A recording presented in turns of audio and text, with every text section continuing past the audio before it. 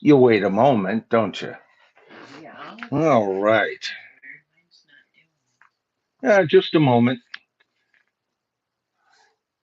Live streams don't always start the second you start, so I always give it a moment to catch on, folks. How you doing? Welcome to the bottom line. My name is Michael Noland. Tonight we're going to be dealing with Tribal Forum number 44. Can you believe we've hit 44 tribal forums? What's a tribal forum, you might ask? That is where me, your humble tribe master, as put there by you fine folks. That's not a moniker I made up for myself. You guys started calling me that. I took it on, especially for the tribal forum. And mainly what that means is that I am first speaker on these streams. I bring up the subject to kind of direct the conversation. But other than that, that's when all hell can break loose at any moment because you guys don't always agree with my particular opinions. And I would imagine there's going to be some disagreements tonight because we're going to be talking about the greatest psychedelic rock records of all time. And Doc Insomnia well, he had a lot of good things to say, just like he always does, and he's always in early. I think he hits it early, especially if he's concerned that he may not be able to make the stream, right? And so he wants to get his, his thoughts across. And it also sometimes kind of directs me into a different direction. And I had already been kind of directed into this direction before Doc Insomnia, but his comments nailed it. And one of the comments there he talked about is a lot. And then he was talking about my current poll with over 17,000 votes. Largest poll this channel has ever pulled off. 17,000 votes on a field of 64 uh, bands and songs that were up for contention as the greatest psychedelic songs of all time. All right. Now, we're going to talk about that. And Doc was saying, a lot of these songs are just pop songs, if you really think about it. And that he suggested even, or I think he got to the point of suggesting a deeper dive into psychedelia. And I would too. All right. I have freely admitted, Doc, many times I'm a C sampler kind of musician and uh, fan when it comes to music, right? I just put out a song on my members only videos, right? That I recorded when I was, oh, good Lord, that was 82. I was 27 when I recorded it. And as a songwriter, I'm kind of like a certain person I'm going to bring up. I don't like to be held to genres, right? I can write a straight kick ass rocker to the point of almost heavy metal, and then I can write a ballad, or I can write a show tune, or whatever it is that hits my fancy. Okay. And so that's what I love about music, not being pigeonholed. Yet we can't help but pigeonhole music into subgenres and stuff like we're doing tonight with psychedelic rock. So, what is psychedelic rock? That's going to be a question we're going to get to tonight. But before we do, I wanted originally to do this stream on a Wednesday night, and I'll tell you why. Wednesday nights are pretty good for me. Gives me a few days after streaming on Sunday and then doing double duty by streaming over at Royce's house uh, or Royce in the house.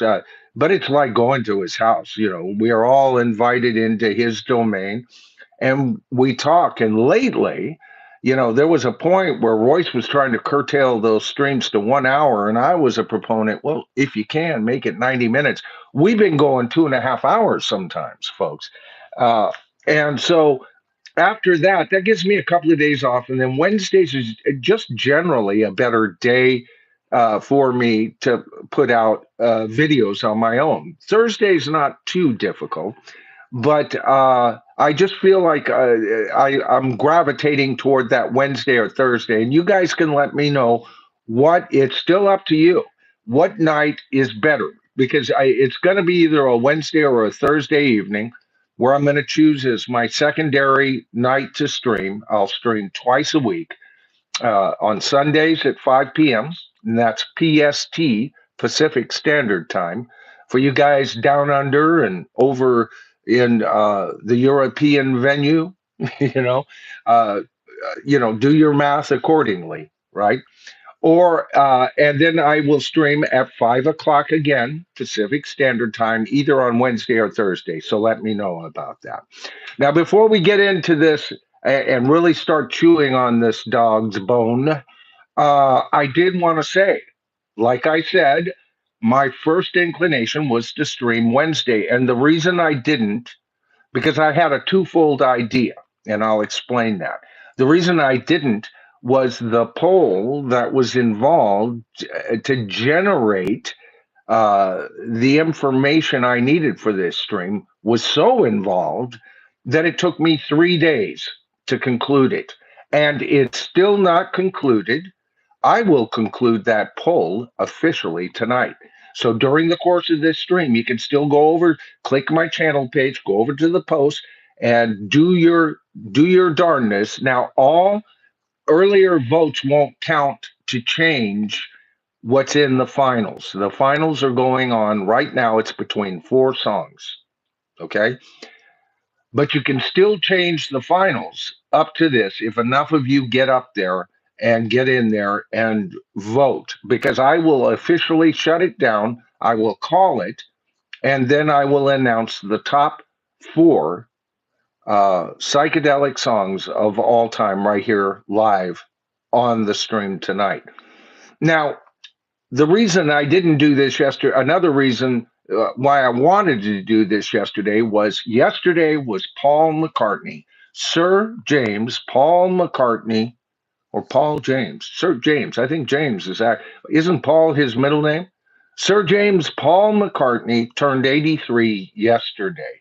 Now, I would be freaking remiss unless I took a few minutes here, and it'll give time for people to get involved and kind of join the chat. And I'll start from the beginning regarding psychedelic songs, the greatest in history, and what is psychedelic music, and why did it hit so many straights at the time? Okay, think about that. And one of the greatest songwriters in the history of psychedelic music has to be Paul McCartney.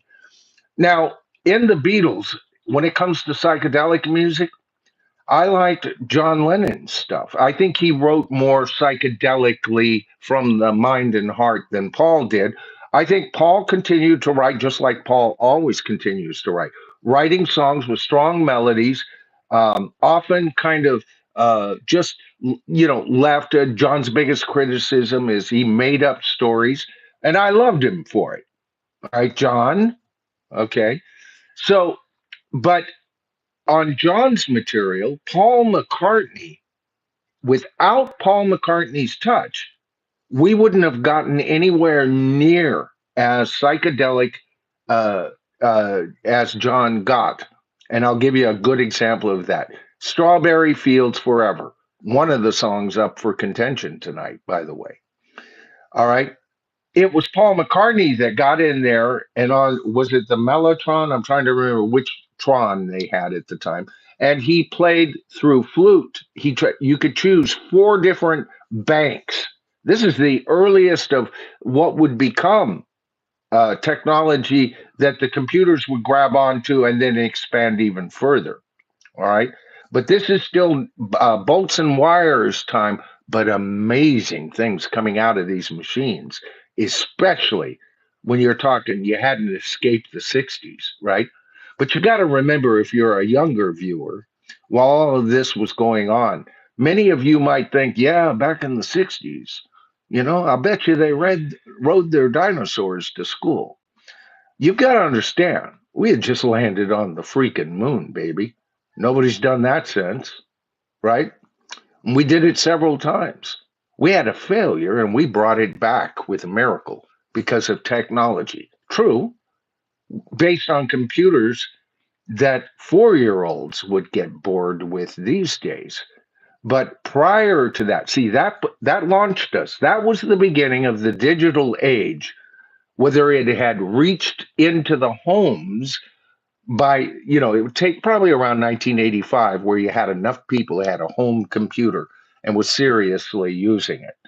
Okay. So the aficionados were all there and everything. So here's Paul McCartney. He's got four choices. They have a Jimmy Durante, yeah, that he could choose, or sound effects, right? But he had four banks, I should say, and he chose flutes. And he's the one that wrote and recorded that, that whole intro into Strawberry Fields Forever, changing it completely and making it quite possibly the greatest Beatle single of all time. Of course, it was a double A side with Paul McCartney's wonderful Penny Lane, very psychedelic. But if he hadn't been tethered to Strawberry Fields and the album that they were supposed to go on to, right, you would have Paul McCartney doing another song that could have been on any other album. Penny Lane is not necessarily a psychedelic uh, as far as the musical note approach. Still very traditional. John's breaking new ground here. So out of the double A side, I love Penny Lane. It's a genius song, one of Paul's best, right?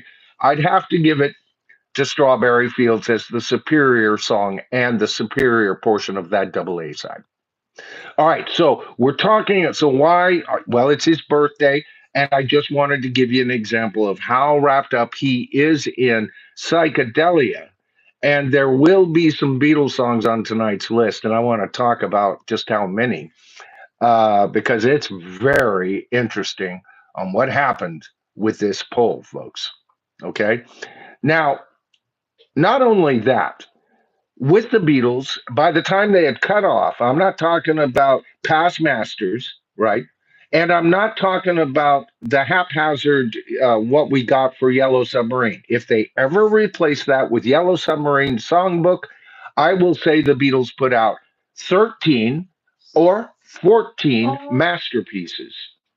All right, I'm hearing Kimberly getting excited. Let me finish this, and I'll get right to any super thanks or He sent 20 memberships. 20 memberships. Thank you. Oh my goodness, thank you. 20 of you will get to hear that song.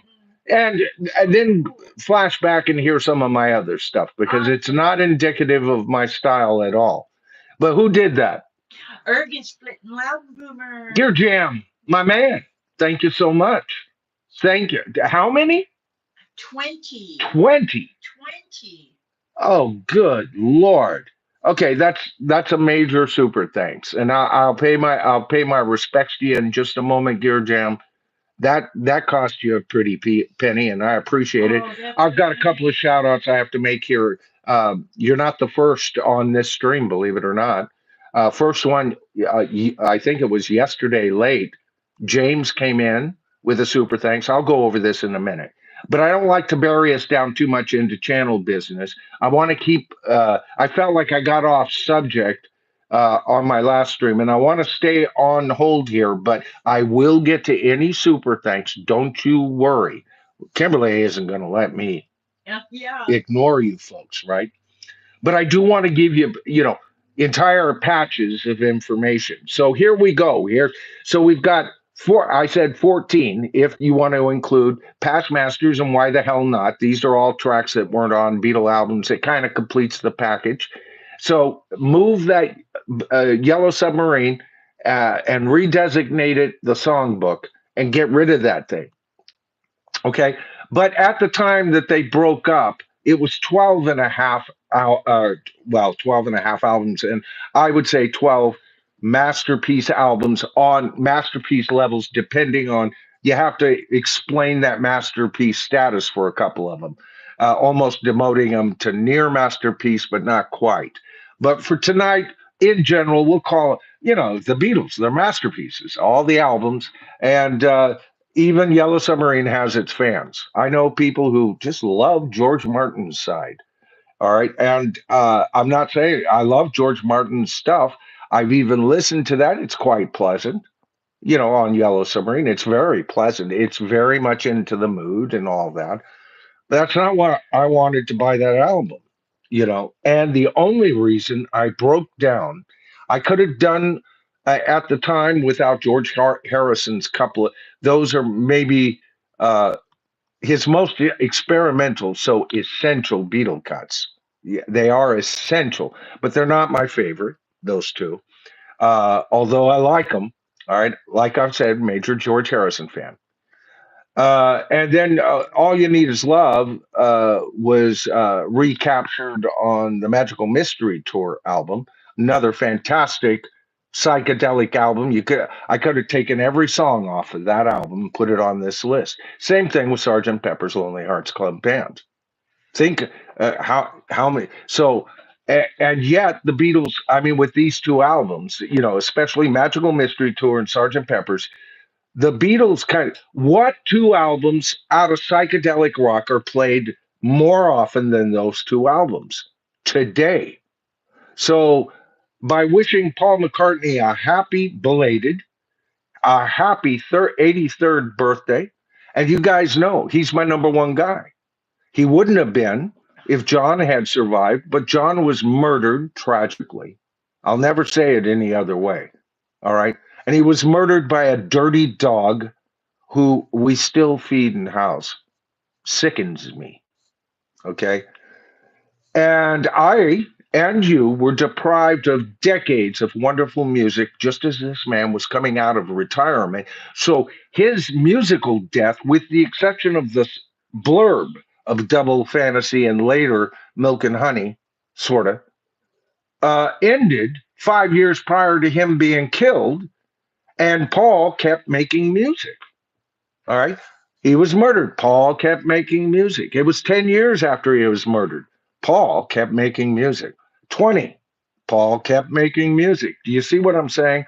So over the decades, I'd have to say just on that alone, if you compare Paul to John just while they're in the Beatles or up to the point that John died, you've got two master duelists fighting it out as far as I'm concerned, and they were tied in my brain up until the night I heard Howard Cosell tell me I couldn't buy any new John Lennon material in the future. All right, sad thing. But Paul survived, and not only did he survive, and he's been my number one guy, but I'm harshly critical. I think he charges too much. I think his voice is in disrepair. I think he needs to change his live set to accommodate what he can sing. And I also think he needs to write songs that can accommodate the voice he has today. Quit writing the ditties and then trying to pretend you're singing like you used to, so clear and wonderful, that made John Lennon, who had one of the greatest rock voices in the world, doubt his own abilities, right? Paul had that cherub kind of quality to his voice. It was so crystal clear, and he could screech like a Robert Plant, or he could sing as silky smooth as Mel Torme. All right.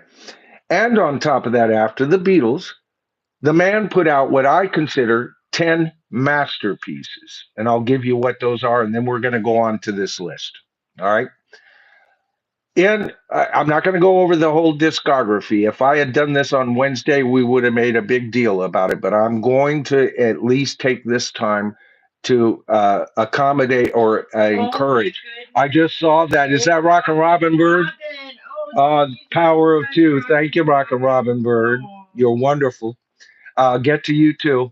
I'm tying this up. There, 10 albums. How is he going to tie this up? Watch me. The following albums are, with one exception, you probably will disagree with me, and then one exception also on what I don't include in this. But think about this. Paul McCartney, only one-fourth of the power of the Beatles, managed to put out 10 masterpiece post-Beatles, rivaling the 12 that the Beatles came up with.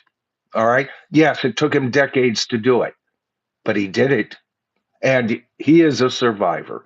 His masterpieces are, and in no particular order, just in the order they came out, was McCartney, Ram, Band on the Run, Venus and Mars, London Town, Back to the Egg, Tug of War, and here's one that you won't agree with, but you've been getting this album wrong. Press to Play. All right.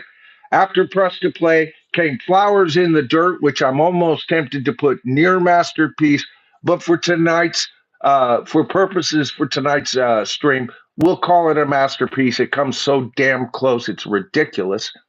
And then the album I'm going to skip over that many of you think is just one of his best is Chaos and Creation, with the exception of 3 songs on that album that are as good as anything he wrote for the Beatles.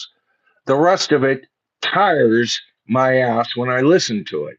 And it's nearly, if with the exception of those 3 songs, it's almost as boring as Driving Rain. However, I will include Memory Almost Full, all right, as his final masterpiece. And guess what? I would rank, probably if I had to be real hard ass and everything, I'd probably rank Ram over McCartney at number 1, Band on the Run, McCartney. I'm going to go with McCartney only because it's closer to the Beatle period, and it is the lo-fi and simple recording that I adore. Band on the Run would probably be my current 3rd favorite. Venus and Mars, number 4, right? And then you've got London. Yeah, I'm going to have to put London Town at number 5, and it'd be a toss-up between Back to the Egg and Memory Almost Full for the number 6 position. And that was very late in his career. Now, he's put out albums that I don't care for, like Off the Ground, crawling up his own hippie ass on that album. However, there's 4 or 5 gems on it. And one of his very best rockers, Biker Like an Icon. I see that. So I'm going to wrap this up so I can get to you guys here. So Biker Like an Icon. So even albums I don't care. Even Driving Rain had 3 or 4 great songs on it. And although I don't rank Chaos as high as some of you do, I do admit there's 3 classics on it, and maybe as many as 5 interesting. Yeah, another couple that could have been left on the album if more great material. But what a snore fest for me.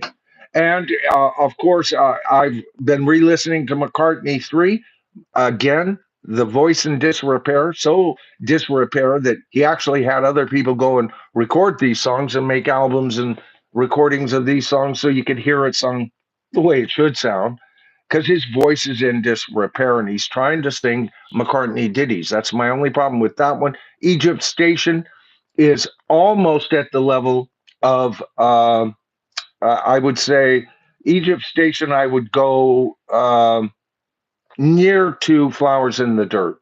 All right.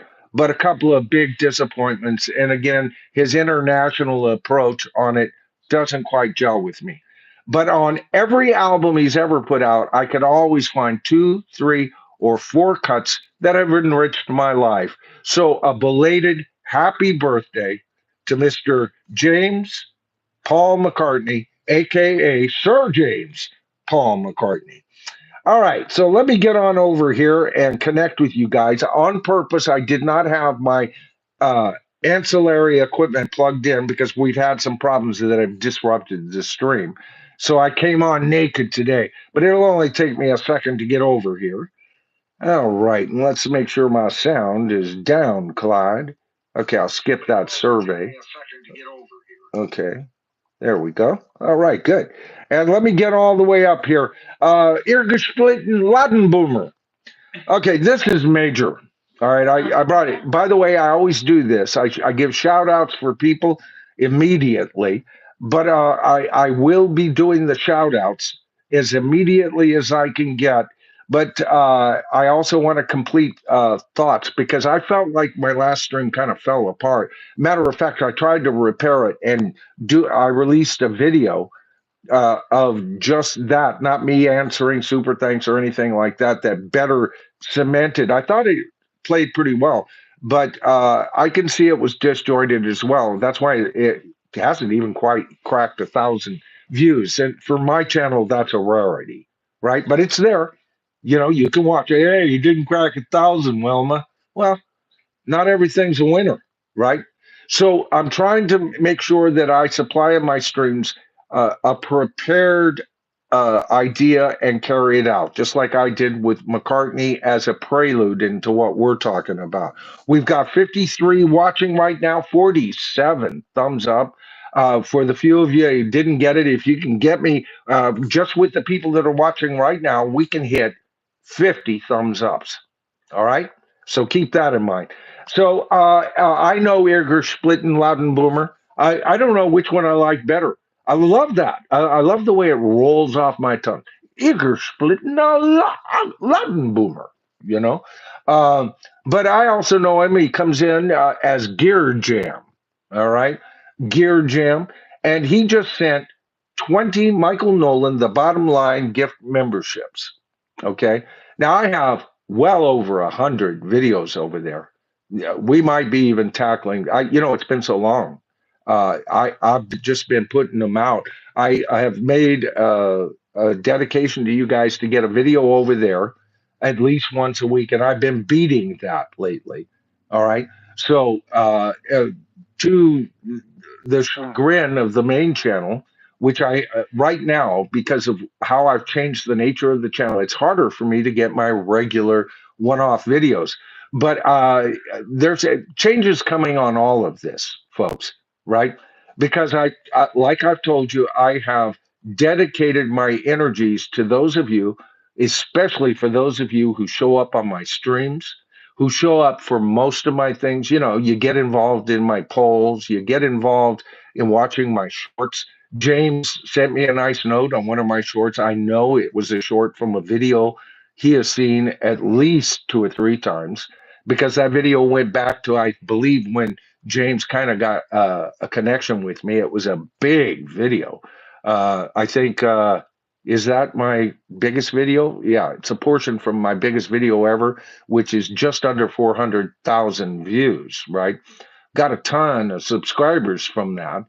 But I put out a larger or a longer short than I've ever released on that particular video. And it's doing well enough. I put it out today so that you had something new to watch.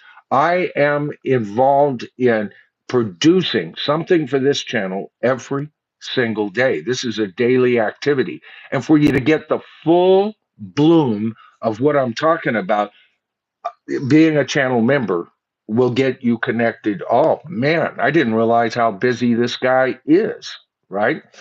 Okay, so if you get that opportunity and it comes across, oh, you can choose this, grab it. And you know what? Let's see. That's $100 super thanks right there. Thank you so much, brother. That's 100. That's worth $100 right there. Um, and I've got a couple. I'm just trying to get these that are on the screen. Usually, I give you these things as they come in order, but I took screenshots of these other two because even before Gear Jam gave us that wonderful gift, we got two others of you that gave us a gift. But Rockin' Robin Bird, oh man, she peppers me with two, three, two, three, and then every once in a while, boo, she'll come out of the thing. I love this. She sends nice little moving pictures for me. I forget what these are called. Chicken kind of going back. Cool, cool. I can dig it. Yeah. Thank you, Rockin' Robin Bird. The power of two. What does that mean? That means you know, you might be thinking to yourself, yeah, that ear splitting guy gives him $100. I could give him maybe a couple, but God, nobody's going to care about that. You'd be wrong. During the course of the stream, sometimes we'll get up to $20 just alone in $2 super thanks. So the power of two is what I always say. And here's another thing. When I do all this stuff, guys, don't get offended at this. This is me putting back and giving back to those who are financially supporting the channel. The Oh channel my is goodness. still, I saw that and I'll get right to it. Just came in I'll with get to you, Deuce. things. The channel is still geared and will always be geared to the viewer. It doesn't matter. I don't care. You go, I just watch him to make an ass out of himself. I appreciate it. My wife watches me make an ass out of myself daily. So, welcome to the Noland household. I appreciate the time and effort you guys give into me. I try to give you back a worthy return, something that you can, yeah, that was worth the time I invested in, right? I saw that. Boswell comes in with, see, already another two. All right, I'll get to you in a minute, Michael. So the power of two does work. We're up to four. See how that works, folks? And less than a cup of coffee, much less than a cup of coffee. Wonderful. Thank you so much. Let me get down to the next one that came up. Storm Cop, member for 13 months. Yes. And he says, we want merch. Glad you brought that up. We want merch. We want he keeps repeating this. Yeah. Repeat indefinitely. Too subtle? I told them that it's in the works. It is in the works. Okay, I'm glad Kimberly got back to you. As a matter of fact, just before we got up, maybe 5-10 minutes before I got up tonight, I was saying, babe, remind me tonight, between now and Sunday stream, to start working on the merch aspects. I got past this huge pull that I wouldn't wish on any content creator in the world. It obsessed me for 3 days, and you guys are going to be glad you're hanging on for that. But merch is coming. I think the first thing I do, what I'm hearing more from you guys, you definitely want a "We Are the Tribe" mug and or t-shirt or both. Is that what I'm hearing from you? That'll be the first. My other ideas were tribal chieftain mugs or t-shirts and t-shirts. Boy, I'm going to have to catch up here. Yeah. Thank you, Juice. Or tribal elder t-shirts. Those are my first two, and I've read off a couple of other ideas, but I want to get those up and test them out first, right? And I want to be able to order them for myself. I want to be able to be sitting here pouring this monster into my We Are a Tribe mug and just drink out of it right here with you, knowing that you guys are doing the same thing. I think that'd be cool. It's the closest we can just all sit together in the same room. I try to make the tribal forum that. So Storm Cop, thank you so much. And by the way, I'll be mentioning Storm Cop here in a second too. He was the first in with a super thanks today. Oh, he's prolific. He's major. He's major. Storm Cop is my oldest ongoing Patreon ever. And he has invested heavily into this channel. Storm Cop, I hope not to. It's just like this channel got a big bump up. Its first 14 to 18,000 subscribers. I got a lot of them from Wayne from Soul Train Bro because he said, "Hey, this guy's pretty cool. Go see him." And a lot of them took him at his word, and I got bumped up. I was at 750 subscribers when he did that. I had done that in 4 months, so I was coming up. It was possible within 6 months to get my first 1,000 subscribers when 98% of all brand new YouTube content creators never reached that level. That was my first level I wanted to get. Yeah, I'm here. And like overnight from 750, probably within hours, I was at 1,500, right? Within a week, I was at 5,000. Within a month, I was hitting 9,000. By the time the summer and it peaked, I seem to remember about 12,000. But I also got a lot of fallout for the remaining of the summer. And as I hit my first year, the channel hit 18,000. And Wayne had a whole lot to do with that. My goodness, All here right. we go again. I know, Michael. Oh, Thank you so much. A second time. Michael is I've got to get to you guys. There's no hurry. There's no hurry tonight, folks. This isn't like a Sunday stream. That's why I want to do a midweek stream where I'm not, I mean, I may wind up doing an hour on a Wednesday or a Thursday if that's what I feel like doing. But tonight, I'll tell you, my energy is good. And there's no hurry to end this stream. As long as there's an audience that's watching, and I've still got something to say. So we'll get to all this. All right. I know this has turned into a longer introduction before we get into what the stream is all about.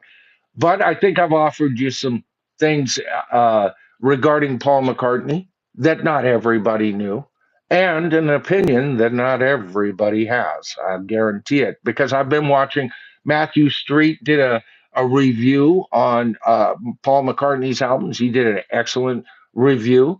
Matthew and I don't agree on every single thing in the universe. We just know we're major Paul McCartney fans, and we agree on tons of stuff, right? But he put out an excellent video. If you guys are feeling, with the passing of Brian Wilson, all right, which we covered over at Royce's last Sunday. And I even shared just a small, less than 6 minute video of me talking about Brian Wilson, and that to me, the Beach Boys were the Brian Wilson story much more than they were like a group of co-equals, despite what Mike Love has to say. And for usually when I do one of Royce's videos, I feel like I've gotten my return if I get 1,000 views on his videos. As a matter of fact, 800, because often it is not what a lot of my viewers expect on my channel. Oh, he's there, but he's on a panel type of thing, right?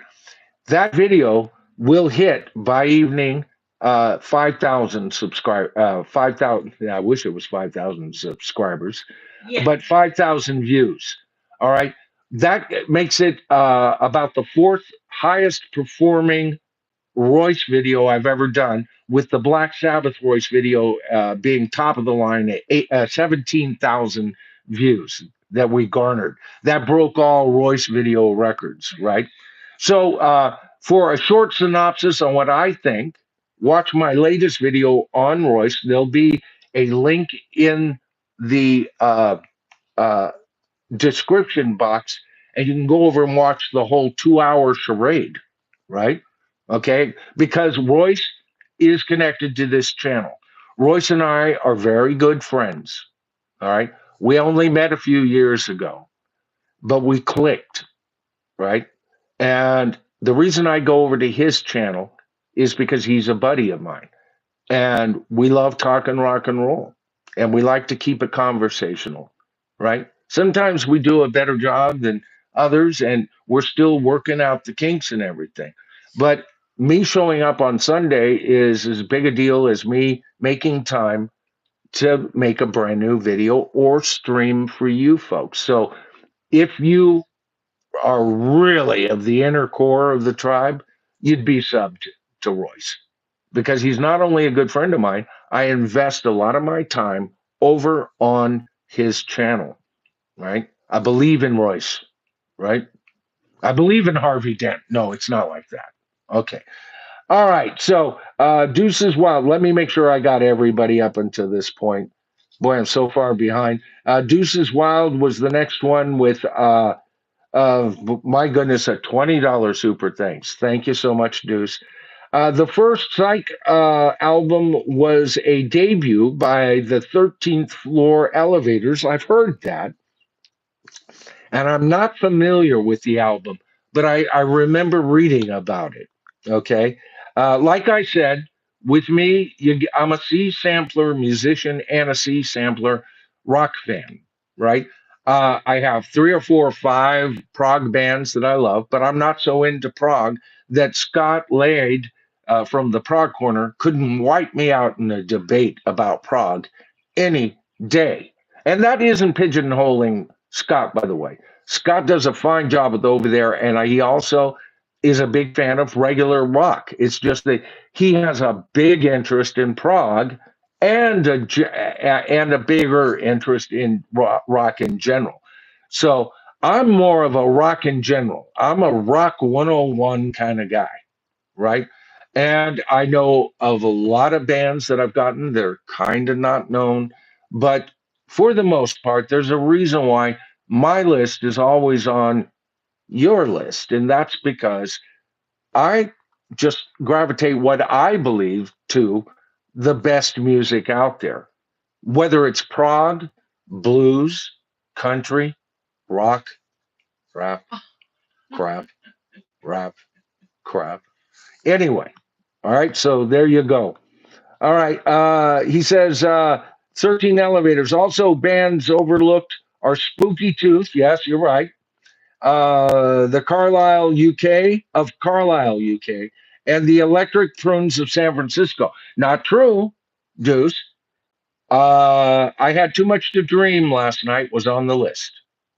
Okay, got aced out early, but I did include it. All right. So that one was a more obscure track, and I had to re-listen to it because I didn't remember how it went. I know that I had heard it, and when I heard it, I went, "Oh yeah, yeah," and I remember why I probably wasn't. It's pretty bare bones, right?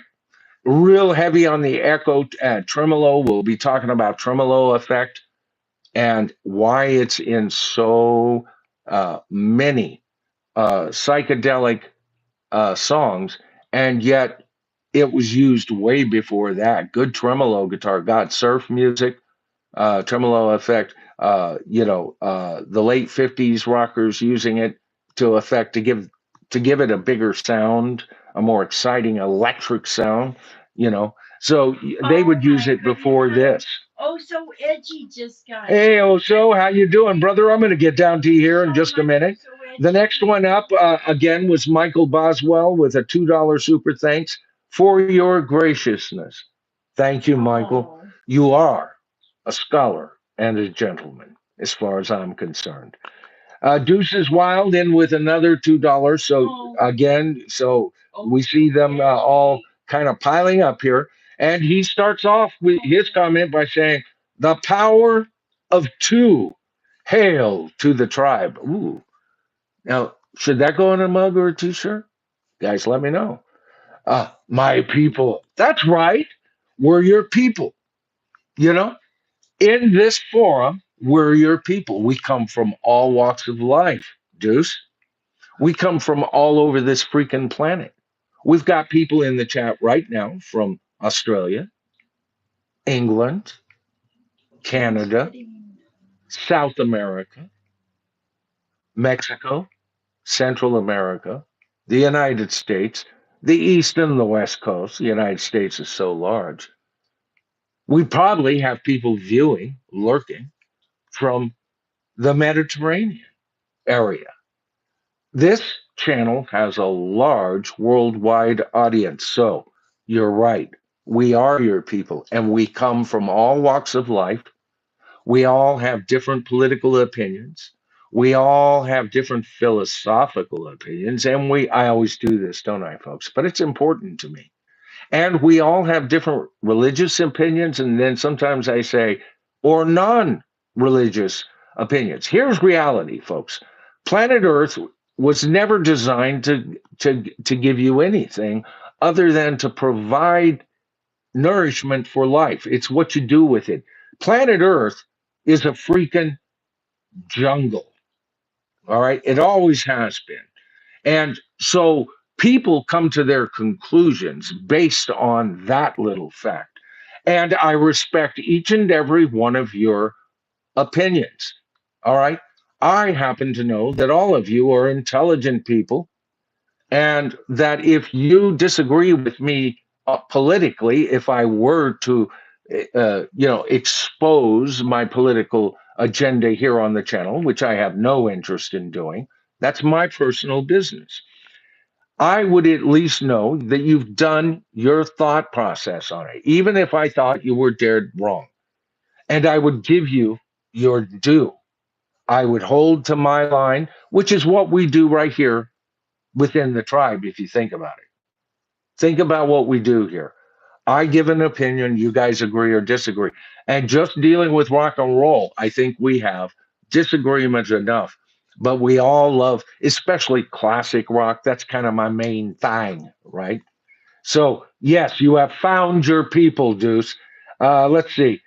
Michael Boswell, for those about to rock, I salute you, Michael Boswell. I love it. For those about to rock. I love drama. I love drama.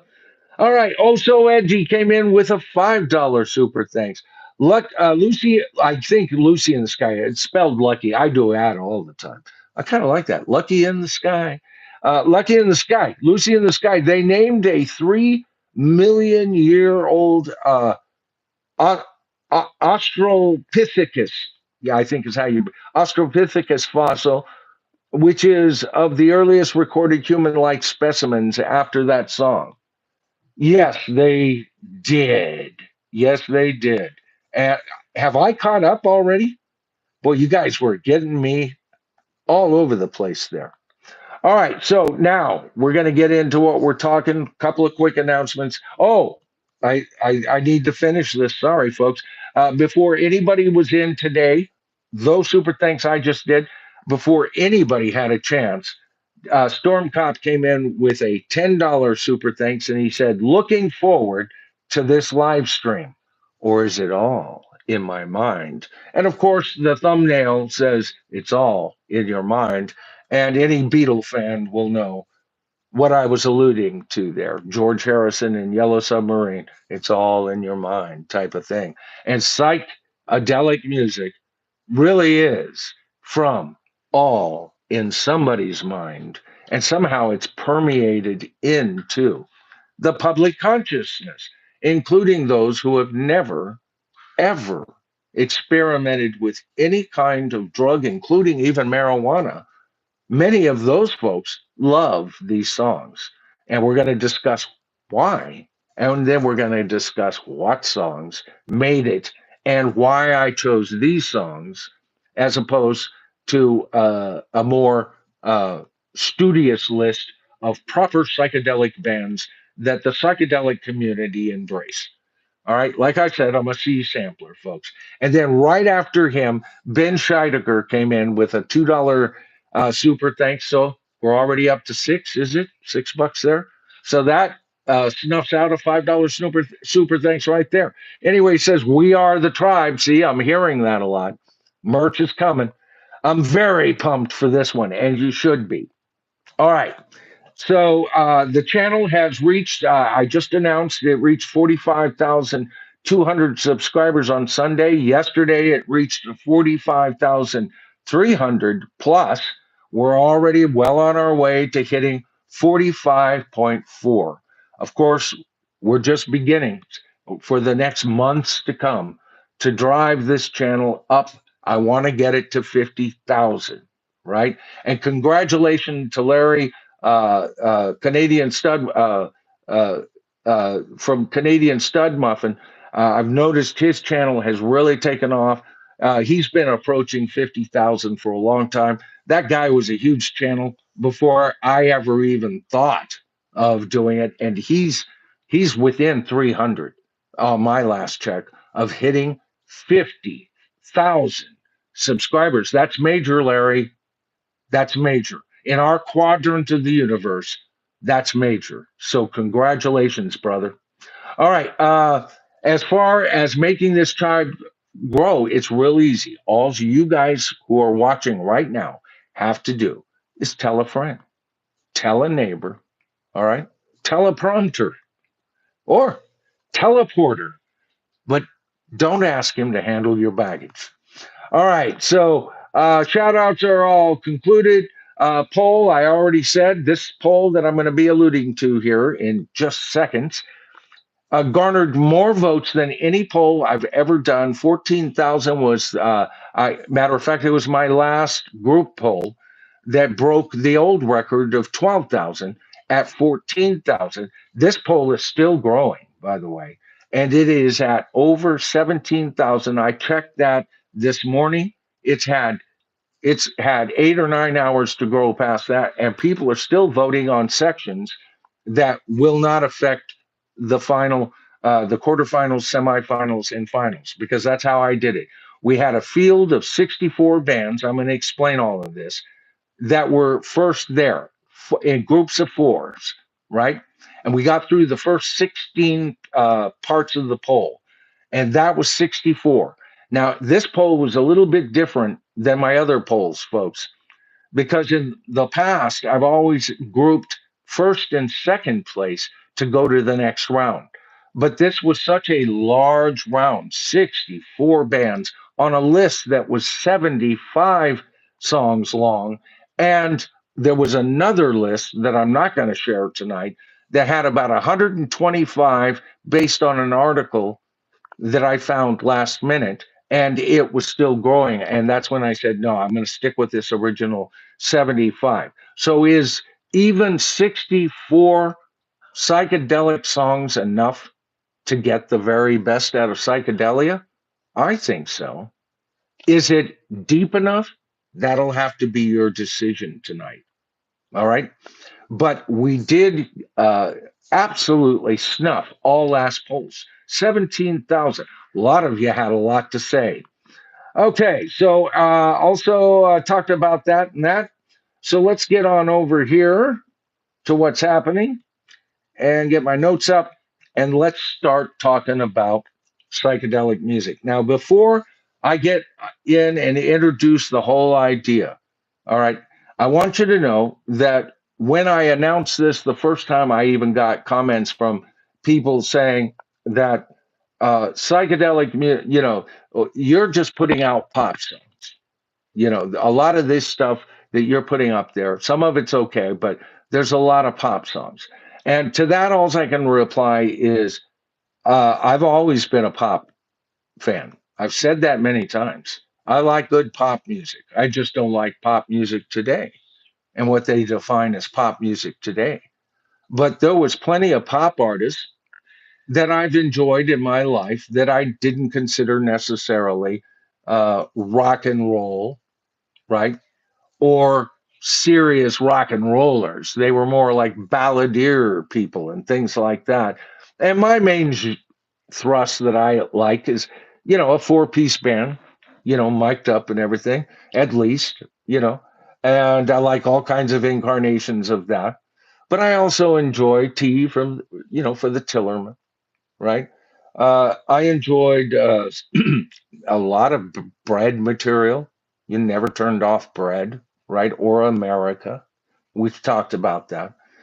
So good pop music. Are you telling me America can't be psychedelic? There's an argument. It's not on the list. The Horse with No Name almost has a psychedelic bent to it. I think I could right now make a whole video around that right out of my head as to why that would be a psychedelic possibility. Why isn't it on the list? I didn't think about it. All right. First of all, I put up a list that got to about it was 75. You want to see the list? I can supply it to you like magic. Ready? Oh, you see the title underneath the window that you're watching right now? What are the greatest psychedelic rock records of all time? Tribal Forum number 44. Then you see a hashtag, Michael Noland. Don't click the hashtag, just click the title, and it magically turns you right in to what we call a description box. See how that works? Just click that title, just like that. And there's the description box. And in this case, click the more down here. Look what you got there.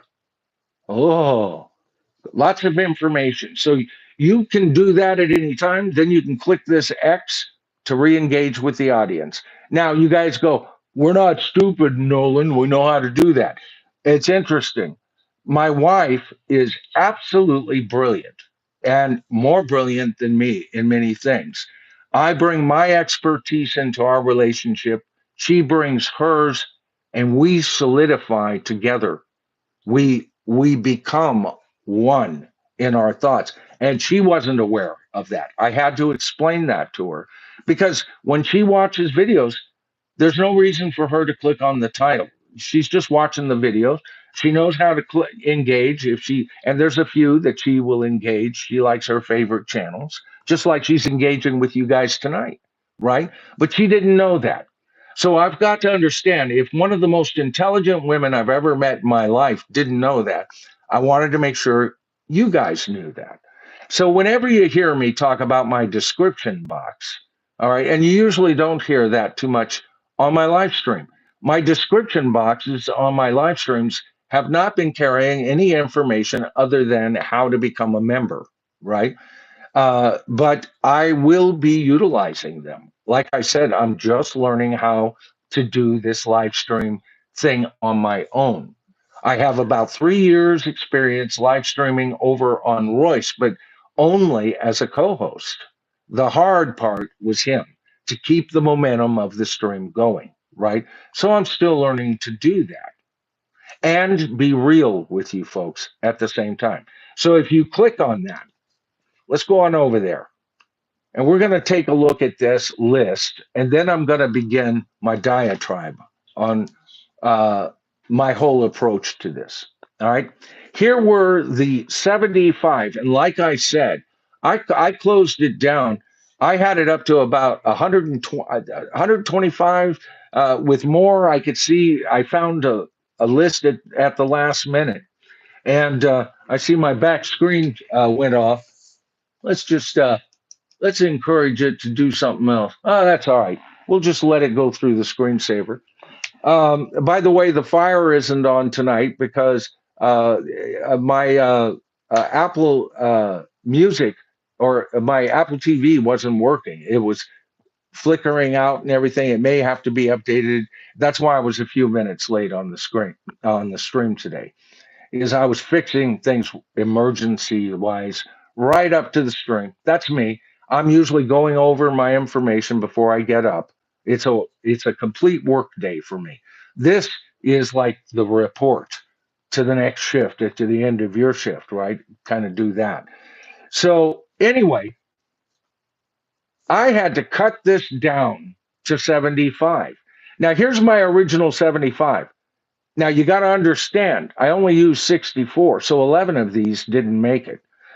Starting with number 75, Dr. Marvello by Clat 2, my favorite Canadian psychedelic pop band. I mean, that identifies them. I also included Sub Rosa Subway, a favorite of many of yours, Routine Day, in the summertime, Mungo Jerry, that was differing because I'm not so sure that's psychedelic music, but it sounds psychedelic enough to me. And I always like to use any excuse to mention that song. It's one of my favorite songs, but it didn't make the list. Matter of fact, none of these that I've so far said did. Now, Spill the Wine by Eric Burden and War, he was on the list a couple of times, right? One of my favorite songs of all time. It did make the list. Black is Black by Los Lobos. All right. And that came close, but I didn't put it on the list. White Rabbit, Just a Little by the Bo Brummels made the list. However, Laugh Laugh didn't, and I almost wish I had put Laugh Laugh on. I think it would have done better. Wasn't that a bit of a bigger hit? But at least the Bo Brummels were indicated a band that not everybody knows about. I included Crimson and Clover on this original list by Tommy James and the Shondells, as well as Crystal Blue Persuasion. Eleanor by the Turtles, which didn't make the 64. Happy Together, which did. And that may be exactly an excellent example of what Doc Insomnia was talking about. Well, it's really just a pop song when you come down to it. And we'll get into that discussion. But that was one out of the list that came to my mind when I started thinking about what Doc was talking about, right?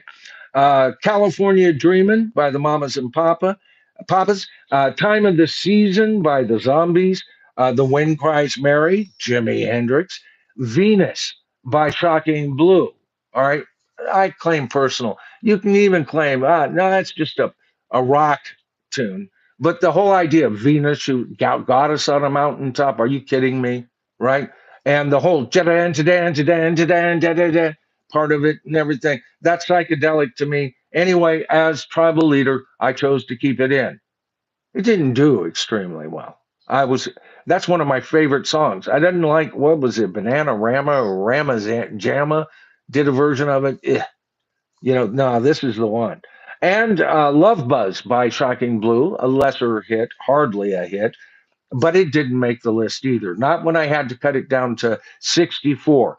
White Room by Cream, Light My Fire by The Doors, Spirit in the Sky, Norman Greenbaum, Break On Through by The Doors, People Are Strange by The Doors, Riders on the Storm by The Doors, The Crystal Ship by The Doors. The Doors were very well represented, and I think most of those made it, if not all.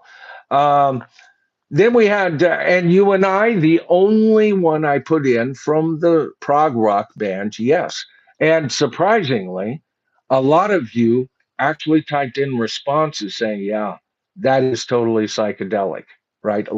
Some of you might think, well, no, that was prog. But to me, that's psychedelic for so many different reasons. It's ridiculous, right? Let's see. Then I put Time Has Come Today by the Chambers Brothers. Time. Remember that? Time has come today. Yeah, wonderful song. Including I Had Too Much to Dream last night. See, Deuce, I told you. By the Electric Prunes. Blinded by the Light, Manfred Mann's Earth Band. Whiter Shade of Pale by Procol Harum. I'd Love to Change the World by 10 Years After. One of my favorites. Oh, God. That song changed my life about what a guitar player was. Oh, that's that. Oh, yeah. Okay. Anyway, She's a Rainbow by the Rolling Stones. Look at that. No apostrophe there. That's a semicolon. Um, Going to California by Led Zeppelin. Long Cool Woman by the Hollies. Mama Told Me Not to Come by Three Dog Night, right? And Doc, you're right. Three Dog Night's got to be one of the poppiest groups. A pop group I really liked. Yeah, see, Kimberly loves the hell out of them, but I would definitely consider them pop. But I don't hear a pop record on a couple of their records. One, okay, Eli's Coming, and Mama Told Me Not to Come. Three, not four. All right. Those transcend what Three Dog Night were. I was disappointed as they went further and further into, covering songs that were by, in-house writers in Vogue and all of that. Who's the little short guy that was a great songwriter? Played the short little buddy to the guy on that Burt Reynolds movie, Smokey and the Bandit. Great Paul somebody. Anyway, I just not coming to my mind. Great songwriter, great pop songwriter, but I wasn't interested in his stuff. Him and Randy Newman just never impressed me, and yet both of them wrote a couple of songs I like. All right, so there you go with that. Then we got Summer in the City by the Loving Spoonful. Oh, I love them. I knew I was going to hear that. Yeah, they're great. Uh-huh. That's one of her favorite bands. Yeah. She is a major Loving Spoonful fan. I am a fan of some of their very best hits. Yeah. Okay. All right. I always felt he was copying the John Lennon look that was on the back cover. Was it? I think it's Revolver, right? Where he has the lamb chop sideburns and the wireframe glasses, and his hair, John Lennon's hair, kind of combed to the side, kind of like them. But anyway, but I love them. They were great. Uh, then it goes to Eleanor Rigby, that didn't make the final list, and for the reasons I told you, it's a totally psychedelic song, but it's presented. You can also hear it as not a psychedelic song very easily. So it's more straight laced. But when you compare it to the album, and it's an album meant to be listened to as an album, it's a psychedelic song. But I took it off and I favored John Lennon's cuts heavily on any Beatle cuts that I kept on here, right? So it didn't make it. She Said made it. by the Beatles. Tomorrow Never Knows made it by the Beatles. Within You, Without You by George Harrison. Open side two of Sergeant Pepper's Lonely Hearts Club Band. Got to be the greatest, biggest happening psychedelic album of all time, right? And so he was on my list. He didn't make it. I had to pull it off because I also know from past polls, this is a song that you have to understand. Within You, Without You is my favorite cut, even over A Day in the Life on Sergeant Pepper's Lonely Hearts Club Band, right? If there was ever a Beatles album, I'm tempted just to play one side of, you know, if you only have 20 minutes, 22 minutes, or whatever it is, the side, right? Uh, wow, put side two of Sergeant Pepper's on. Now, a lot of you will go, yeah, as long as you start it with track two. And so I took it off for that reason. I knew by past polls that it wouldn't do well. And so I made a tribe master decision on that. All right. Uh, Baby, You're a Rich Man is on the poll. White Bird by It's a Beautiful Day, one of my favorite songs of all freaking time. Lucy in the Sky with Diamonds. Lucy, Just the Facts Man says Lucy in the Sky with Diamonds. well, hang on, Dan. Hey, it's good to see you, brother. How you doing? We missed you on Royce's last Sunday. Hope all's going well. By the way, if there is a secondary connection to this channel, just the Facts Man, Dan McNew, another personal friend who I met through Royce. Actually, I think I met them both at the same time, but it was always Royce's show. So, you make your most of your comments to the host, right? But Dan and I always got along right from the get go, and we don't even. He has his like he likes a harder edge. Uh, m- oh, I don't think he's a heavy metal guy. Maybe you are, Dan. If I've said this before, if I'm wrong, correct me. But he likes metal. He likes a metallic. But Dan also, just like I was mentioning Scott Lade, Dan also likes a lot of regular stuff that I like, And he would be going off with Pantera. I never bought Pantera. It just never quite gelled to me. I've gotten to know some of their stuff though since I started the channel, and I'm going, maybe I missed the boat on that, Dan. So we're going to get to that. All right. So hang in there. Where was I? Whitebird. Okay. Fool on the Hill. Again, another McCartney song.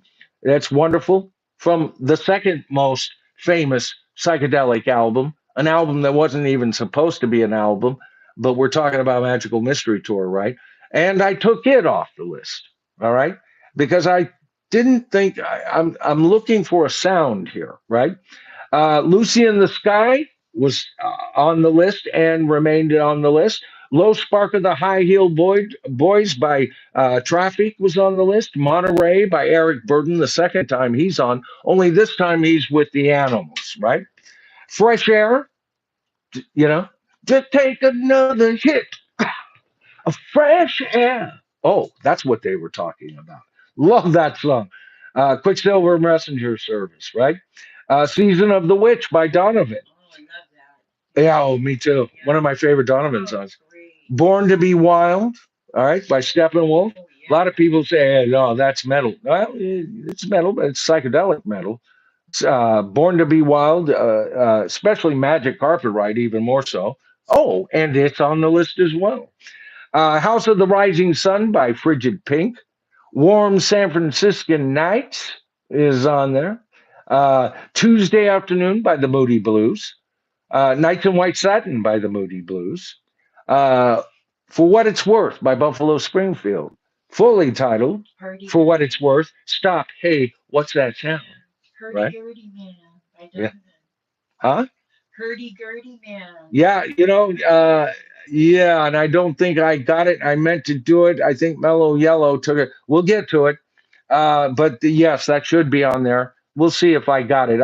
I don't recall actually typing that in. And if I had thought of it, I would have made that.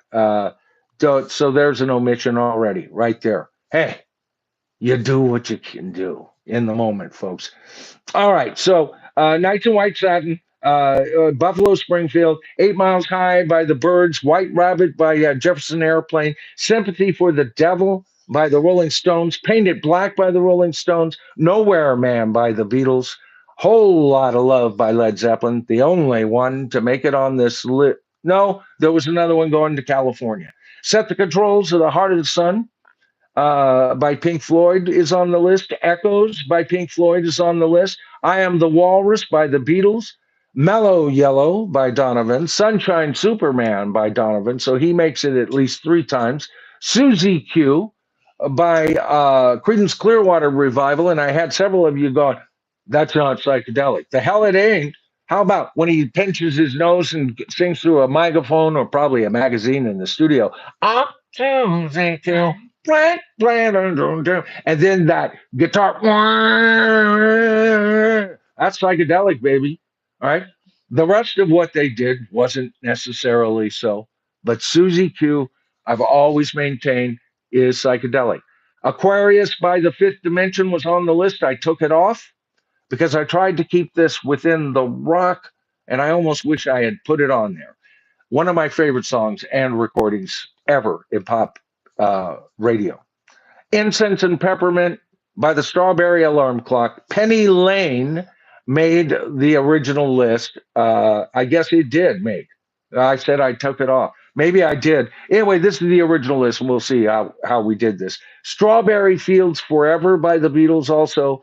And In-A-Gadda-Da-Vida by Iron Butterfly. And Good Vibrations for the Beach Boys only entry.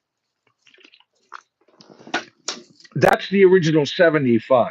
I cut it down to 64. I think I got, as I was going through it, you probably know what I'm talking about. Now, what does that mean? Well, first of all, most of these people had one induction. A lot of them were like Butterfly, Iron Butterfly, In-A-Gadda-Da-Vida, right? Strawberry Alarm Clock, they get Incense and Peppermint. Then there was a few who got two. Steppenwolf got two, Magic Carpet Ride and Born to Be Wild, right? Tommy James and the Shondells got two. I think they got Crystal Blue Persuasion and what was the other? Crimson and Clover, right? The Moody Blues got two. I know Nights in White Satin was one. What was Tuesday Afternoon off one of the most psychedelic albums of all time. Eric Burden himself got two, one with the Animals and one with War. A Warm San Franciscan Nights, and of course, Spill the Wine. And then Led Zeppelin got two, and I thought only one, but remember I corrected myself. They got Going to California, which I think is very psychedelic. And I've often on this channel maintained and have an entire argument that will defend A Whole Lot of Love as a psychedelic piece of music. If you don't recognize A Whole Lot of Love as psychedelia, then you're missing the boat, in my humble opinion. Donovan got three, all right, and the Rolling Stones got three. Pink Floyd got three, and the Doors got five, but the Beatles got nine totally. Now, and I cut more from the Beatles than any other artist. But again, I will make this claim, first of all, that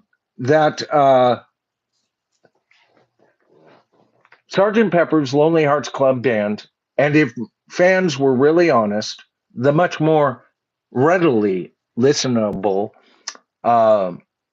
Magical Mystery Tour albums, and those who are fans of the Yellow Submarine album or songbook, nobody ruled psychedelia like the Beatles. Nobody went the directions in psychedelia like the Beatles. Often psychedelic bands being limited by the band's own primal talent, and often that would be one songwriter. For example, often what you got from Pink Floyd came from the mind of Roger Waters, right? With the Beatles, You could be getting a tune from Paul or John or George, or even very occasionally, Ringo might show up as a writer 2.5 times. But right on, and George became more prolific as time went on. And there's an argument those two songs that I criticized earlier by George off of Okay. Yellow Submarine should be on this Yeah. list. They're very psychedelic, right? So think about how many songs, especially when you're talking about the songbook, and how many psychedelic songs are included on Revolver and even on Rubber Soul. Nowhere Man was on this list. That's from Rubber Soul. Okay. So you had to give them more. And I was very determined that giving them four more than the ruling five that the Doors had. But see, the Doors had to have at least five. They were all over the radio waves with some of the most psychedelic stuff that anybody's heard. So that was the basic breakdown, right? And we got to a 16 position, right? Uh, on the let me get on over here. We got down. I should say we got down to 16 bands out of that first band. I'm not going to go through all of those parts that included. Let's make sure I get up to here where we're talking about. Yeah, I got to get past. So those first 16 parts pitted four bands against each other. And this is where it got different than any poll I've ever done, folks. All right. Usually I take first and second place and they go on to the next heat, right? In this, it was such a large list. You either win or you die in your heat, right? So what we wound up with were the following ones, part one. These were the surviving out of those 75. And then I also told you which ones I took out of there. So initial 64, we wound up with 16, 48 bands biting the dust, 48 songs biting the dust by quarterfinals, right? And the 16 surviving songs were White Rabbit by the Jefferson Airplane, Good Vibrations by the Beach Boys, Spirit in the Sky by Norman Greenbaum, In-A-Gadda-Da-Vida by Iron Butterfly, I Am the Walrus by the Beatles, Nights in White Satin by the Moody Blues, Strawberry Fields Forever by the Beatles, Riders of the Storm, the Doors, A Day in the Life by the Beatles, Whiter Shade of Pale, Procol Harum, Tomorrow Never Knows by the Beatles, and Break On Through by the Doors. And then finally, let's see. Yeah, Whole Lot of Love by Led Zeppelin, Echoes by Pink Floyd, Lucy in the Sky by the Beatles, and Hush by Deep Purple. All right. So that's what they went up against. All right. That's who they had to get up against. So they went, and it was sudden death again. Okay. Those 16 songs had to get to the semifinals, right? And so we were down to eight. All right. Actually, here's where, yeah, you could be in second place for the first time. All right. So I took the top eight vote getters from that point, and the survivors of those 16 I just read were I Am the Walrus by the Beatles, White Rabbit by Jefferson Airplane, Strawberry Fields Forever by the Beatles, Good Vibrations by the Beach Boys, Lucy in the Sky by the Beatles, Whole Lot of Love by Led Zeppelin, Whiter Shade of Pale by Procol Harum, and A Day in the Life by the Beatles. All right. And the winner of those two heats were the following. In first place in the quarterfinals, Strawberry Fields. Second place, White Rabbit. In first place in the second part of the quarterfinals was A Day in the Life by the Beatles and A Whole Lot of Love by Led Zeppelin. All right. Those are the four songs that we wound up with as being the contenders for the greatest psychedelic songs in rock. All right. Now, when you take a look at it now in the poll, uh, actively, the poll is still going. You can still vote on all of these points. People often do. They just want their opinion put out there, right? But all the quarterfinals, semifinals are closed off as of here in a moment. Okay. So right now, I'm going to let you know who's winning, who's what. With 33% of the vote, this is a very close battle. There's one clear winner. The rest are up to debate. And the only challenger, well, we'll talk about this, is Strawberry Fields by the Beatles. In second place is A Day in the Life by the Beatles. In third place is A Whole Lot of Love with 22%, and White Rabbit, Jefferson Airplane, tailing at 20%, but it's still open.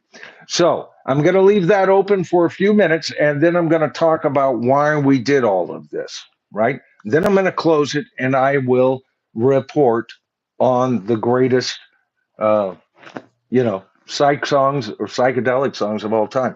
So, what is psychedelic music? We've had some fans come in and say, well, yeah, this isn't really psych. A lot of these songs, they're pop music, and they slapped a sitar on it. And there's probably some truth to that. There's no doubt about it.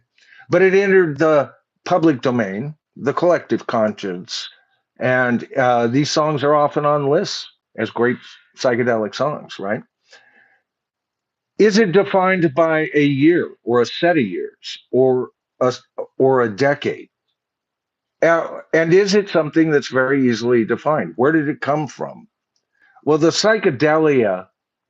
uh, psychedelia in general comes from the community, comes from those who partake in mind altering drugs. I do not in any way advocate for the use of illicit drugs or anything. I don't advocate that you have a beer. All right. You guys know your own minds on what you do and everything else, right? Uh, as far as I'm concerned, you should be operating on just sunshine, right? If you believe that, I got some swampland down in Florida I want to sell you. But it did come from that. And what happens to the individual when taking most specifically LSD, the dreaded lysergic acid, right? And what this did to those who partake. And again, I am not advocating for the use of any such substances at all, YouTube. Okay? I'm merely explaining how I feel something came about, right? It's been reported to me that you could actually sit in the dark, light up a cigarette, and write your name in a dark room up in the sky, right? And the whole name will sit there for a minute, even, right? It's been reported to me that two fellas looking at the moon could go, all right, man, just choose a direction.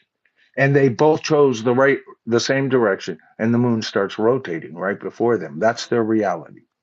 Okay, when you have a substance that alters reality that much, many who partook said that they got something out of it, at least artistically.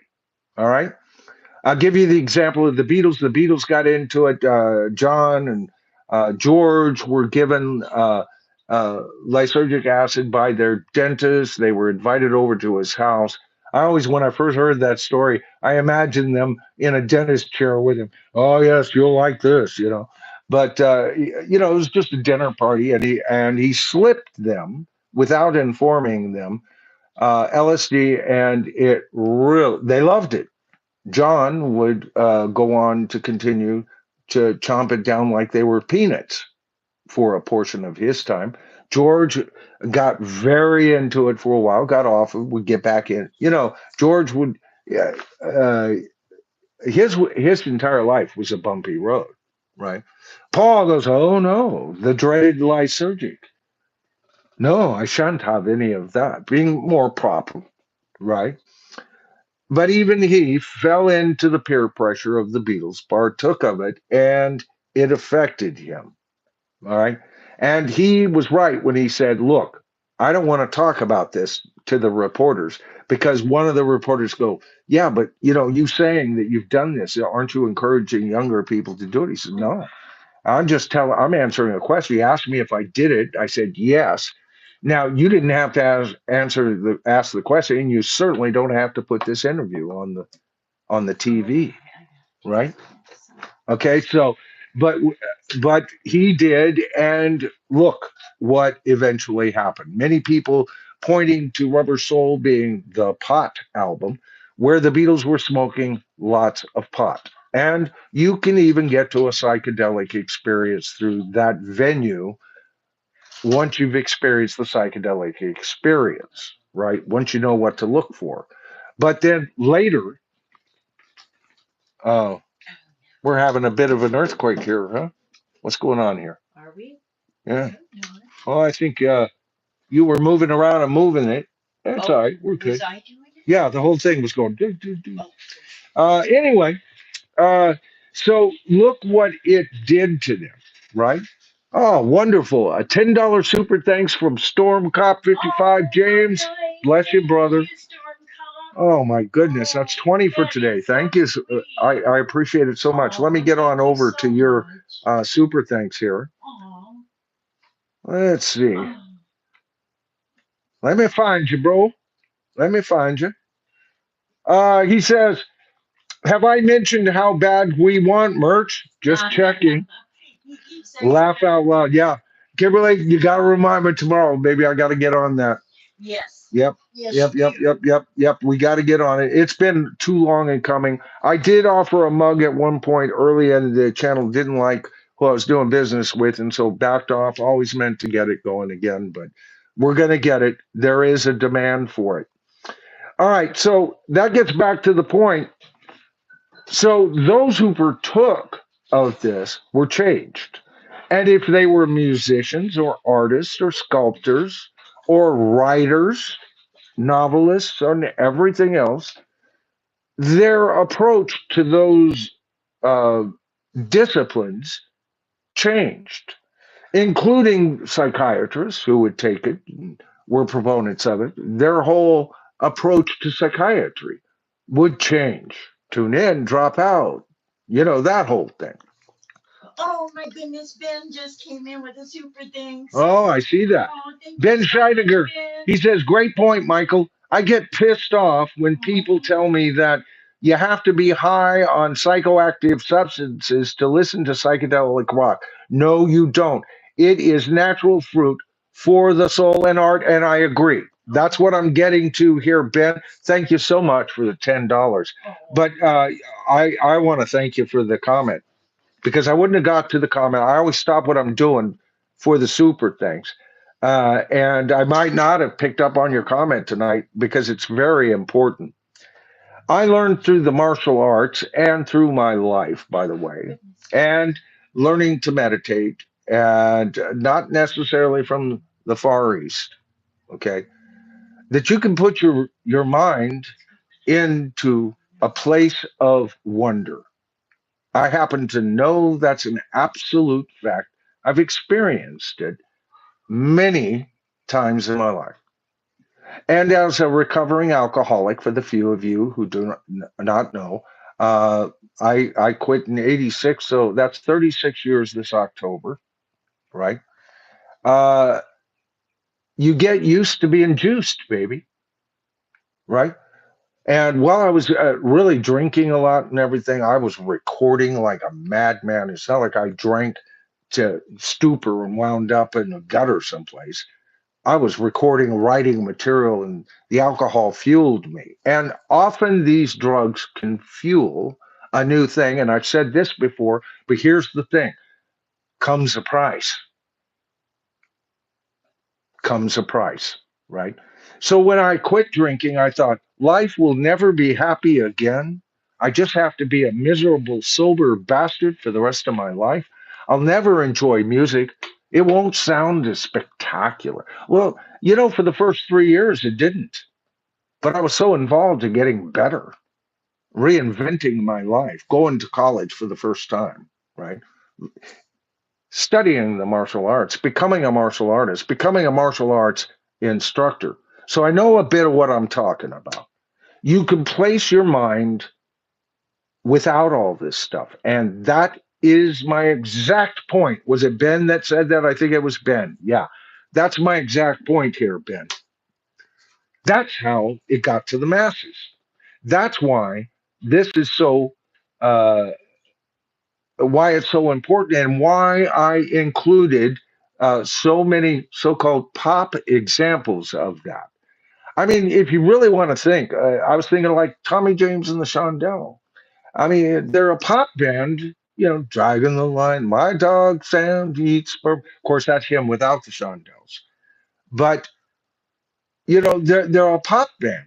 But there for a sliver of time, I remember this. Everybody had the albums that had Crimson Clover and um, what was the other one that I'm not remembering tonight? Yeah, and I made such a big deal about it in the comments, even joking on it.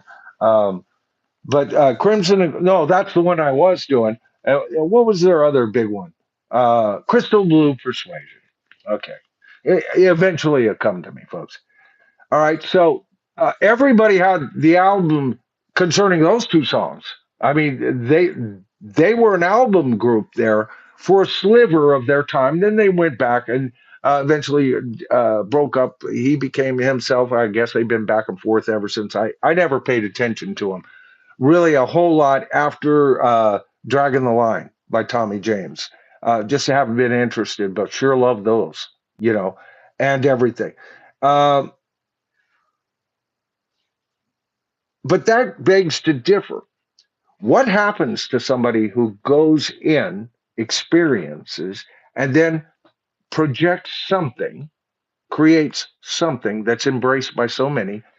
And one argument is, well, maybe not so many people embraced it. Maybe it was just so freaking much peer pressure to like these songs, because after all, you're talking about a generation who everybody wanted to be far out, man.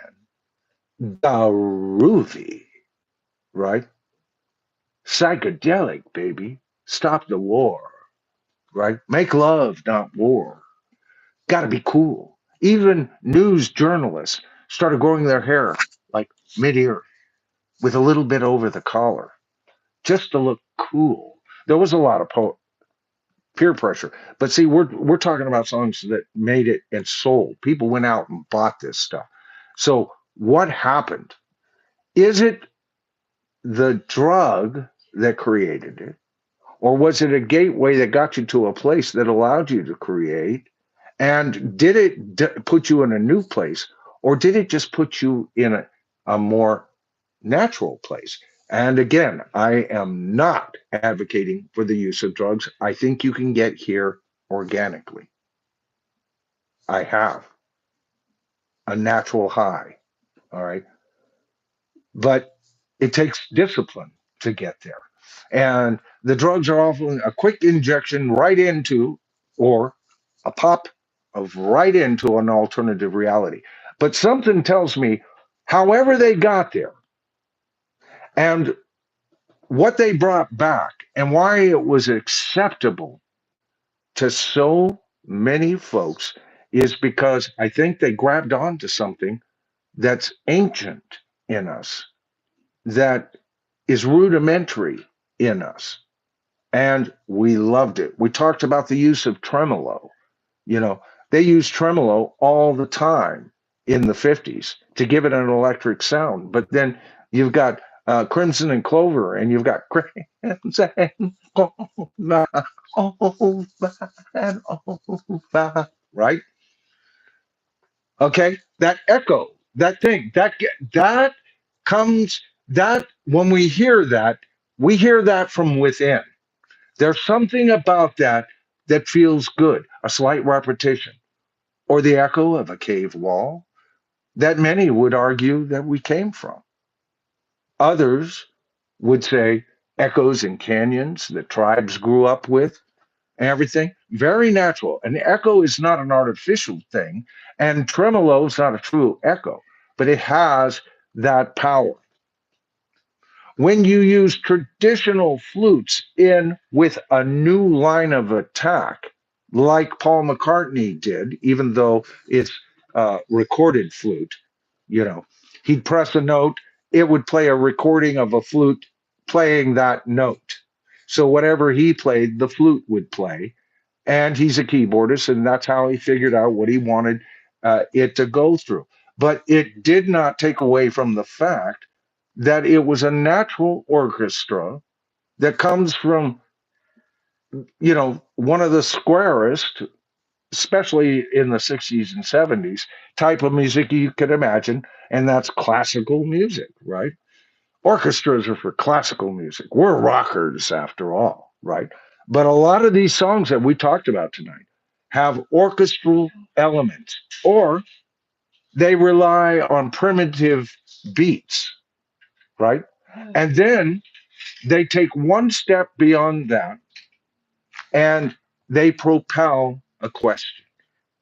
And often it's the question projected in a way that, or a set of lyrics that's projected at you in a way that you've never quite heard that before. I talked about Eleanor Rigby would have been a good contender, right?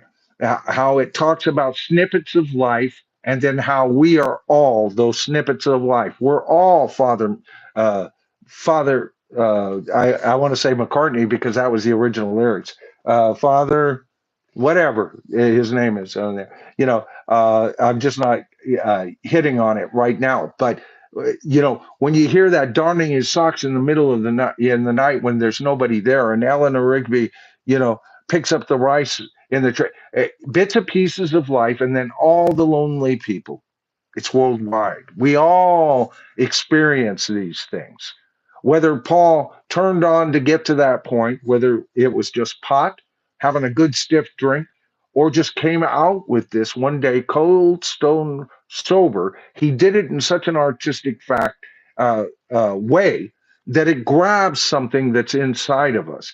And I think that's part of what any kind of subgenre, if it's successful, does. For example, uh, the very organic approach of the prog bands that would come out, often sounding more like parts of their music sounding like almost classical orchestras at times, and then blending that sound into rock. And of course, and you and I does that cut did does that perfectly, and that's the one Yes song that got on tonight's list. So as far as why it's popular, for whatever reason that got you there, and however it was created, what came out of it had to be organic. And it did well to the common man. And that's why I included so many of the well known pop songs. Plus, if you're going to generate uh, uh, a poll, you better be generating a poll about what people are generally interested in. I would have gotten 52 responses if I had gone down the ancient hallways of psychedelia and got all the latest stuff that's been happening that I haven't been following, right? This is a good way to open the door. If you guys are so hot and bothered about wanting more psychedelic, let me know. I'll look into it. If I'm not familiar with bands or whatever, I'm willing to give it a 2, 3 weeks of listening to them, kind of making up my mind, coming across, and do some research on why this group is so popular. I could do that. That's not a problem with me whatsoever. All right. All right, folks. Let me get down here. I wanted to see who was here tonight and give you a bit of a shout out for showing up. All right. I'll tell you, this was a hard stream for me to put together. And I can't wait to get back to a more bite-sized stream, right? This stream has taken a good 3 days out of my life and probably two good portions of the 2 days prior to that to get all this information, to get this list together, to time it in just such a way, right?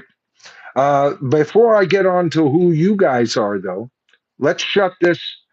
Let's let's shut the poll down. I am saying it right now. I'm going to take a screenshot here. Okay, there it is. Oh my goodness, hon.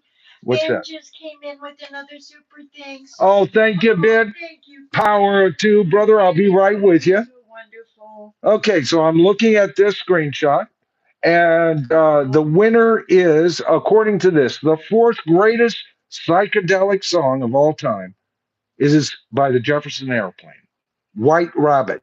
In third spot, I was hoping a little higher for this one, but considering who beat it, right? Whole Lot of Love by Led Zeppelin is in the top three psychedelic songs. And of course, the Beatles were unbeatable and they had stiff competition. Go back and look at different parts of the stream. There were songs there that could bury a Beatles song. And by the way, not all Beatles songs, there were 9 inductions. There's only 2 at the end. They got whittled down, and over half of them got whittled down by the quarterfinals, folks. So they took their chops as well. But in the second place is A Day in the Life with 25%, 33% of you voting for Strawberry Fields Forever by the Beatles. And like I said before, if there was ever the greatest single ever done on planet Earth, it has to be Strawberry Fields Forever, Penny Lane, double A side. And like I said earlier, Strawberry Fields Forever would be my favorite of those 2 songs. Now, Strawberry Fields Forever would not be my favorite psychedelic song by the Beatles. That would go to I Am the Walrus, who fell earlier in the poll. That's who I was pulling for. That's my second favorite Beatles song, underneath Eleanor Rigby, John Lennon's I Am the Walrus. And it should never be remixed. Shame on Giles Martin and what he did for the Red and Blue album. Absolutely sad, sad news. Let me take a look at what you got to say here. Oh, where did I go? Oh, no, and now I'm on your channel, babe. You I could are. have swore. Oh, there he is. And we'll just click right on back over here. That should have been a simpler process. Ben Scheidegger with $2. All right, we're up with the $2. We're doing real good. Gandalf album, 1969, underrated Jim. Look it up. I will, Ben, because you're about the third person to bring that up. I will. Thank you. As a matter of fact, let's take a screenshot of that because I want to make sure that I can look that up. I told you I would, and I will. If there's more to be said on the subject, I'm sure this isn't going to be the only time we ever deal with it. Next time we'll deal with it in a more, uh, you know, laid back way, and we can just talk it through and just have a really good time with this. This would be a good subject. We touched on it over at Royce for even a panel discussion. What do you guys think on that? So Gandalf album, I will take a look at it, brother. All right, so the ones of you, and I'm so sorry I've missed so many of your comments tonight. Agent Pepsi, how you doing, darling? Agent Pepsi 1 says, as an honorary Gen X girl, as both of my parents were early boomers, 1945, 1950. Oh, you're a youngin'. I realized that the teens of the late 60s were a lot cooler than I will ever be. Well, we thought we were.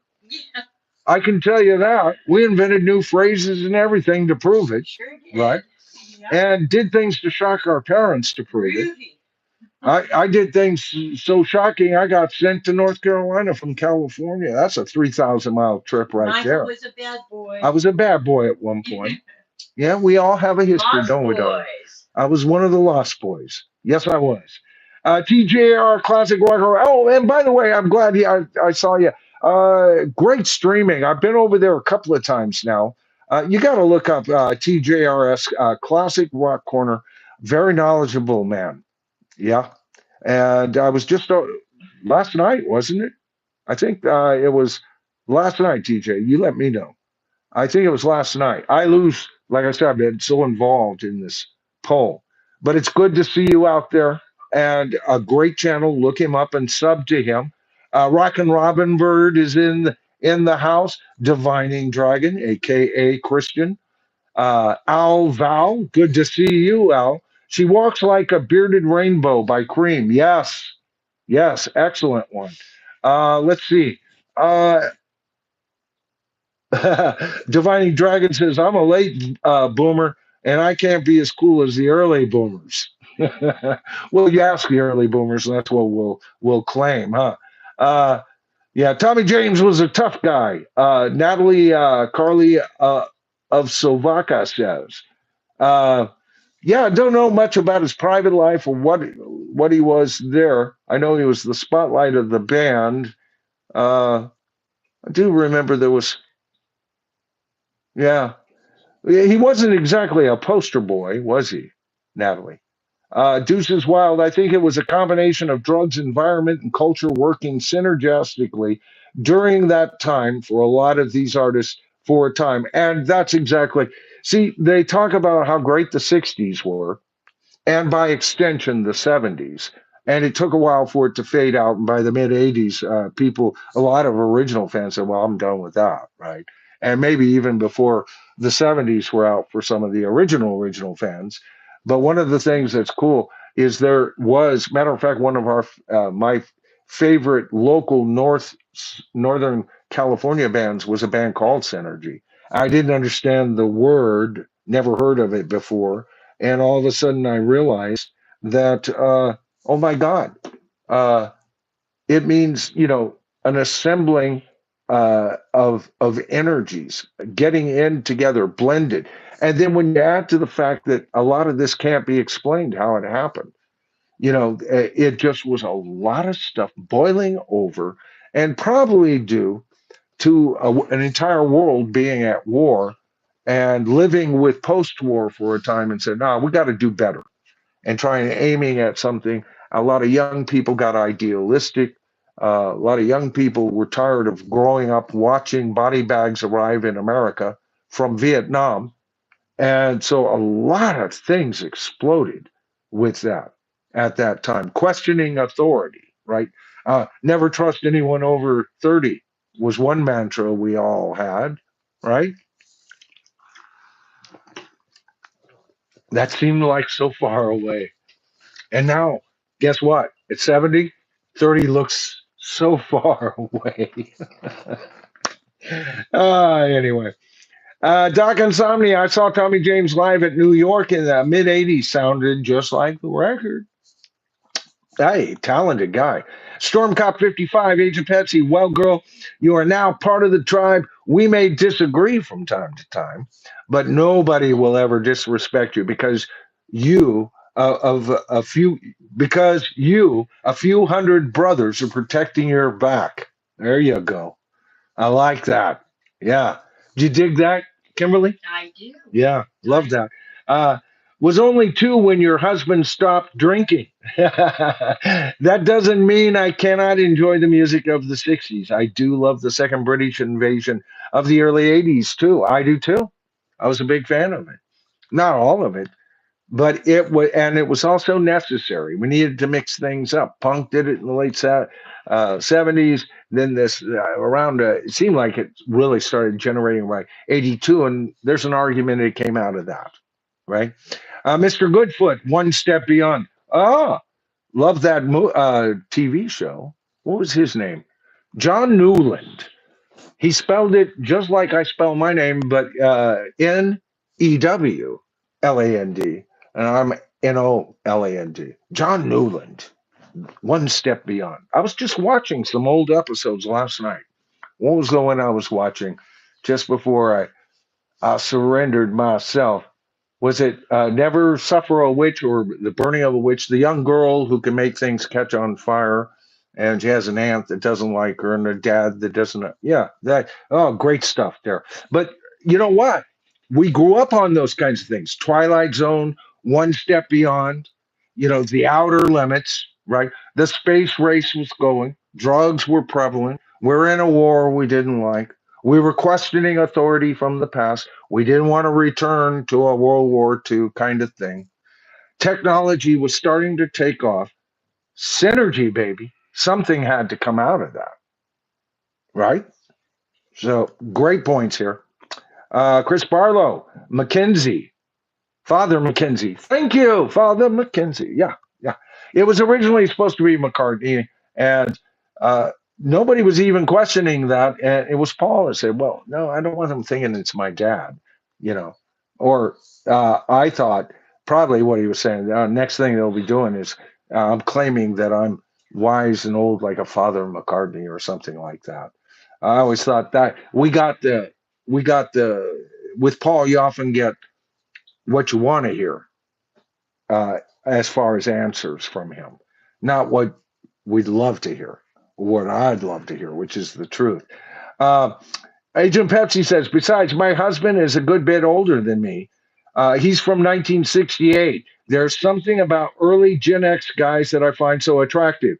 They are so resourceful and independent and handsome. All right? Don't forget that.